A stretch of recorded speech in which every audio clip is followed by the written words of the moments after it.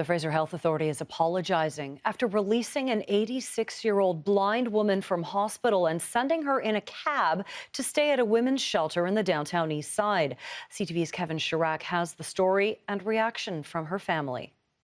86-year-old Gwendolyn Duraspy spent roughly the last 4 months at Ridge Meadows Hospital dealing with heart disease, mobility issues, and cataracts. But earlier this week, Duraspy, who's blind, was put in a cab by hospital staff and sent to live at this Downtown Eastside women's shelter. She, at that point, said, "Why don't you just give me a pill and let's end this right now, and I will not be a burden to anyone else."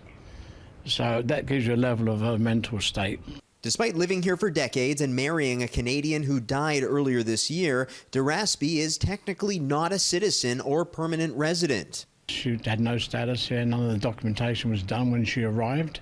And because of that, she has no MSP, so no medical, no pension, no nothing. So she was left in quite a desolate situation. James Cava is Duraspy's son-in-law. He said he urged staff not to send her. We asked him, why not just take her home? We can't provide that level of care.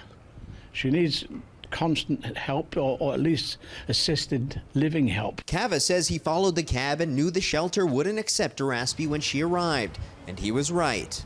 We understand that the Downtown Eastside is no place for an 86-year-old blind woman who has absolutely no family or connections in this community and has no business being here. Duraspy was eventually rerouted back to Ridge Meadows Hospital. Part of a statement from the Fraser Health Authority said, "We failed to confirm ahead of time whether the shelter had an appropriate bed available to the patient. We should have done better and connected the patient with appropriate housing supports. We are truly sorry for this mistake." The shelter's executive director, Alice Kendall, tells CTV News the hospital received ample warning. They had contacted us the day before. We had told them that this is not an appropriate place to send. And Kendall says it's not the first time vulnerable older women have been sent their way.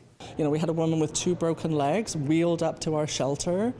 Yeah, the stories kind of go on, and we keep telling the health authority, please don't bring women here. Fraser Health says it's working on a plan to find Duraspy proper housing and support. A positive step, says Cava, and what he describes as a horrifying ordeal.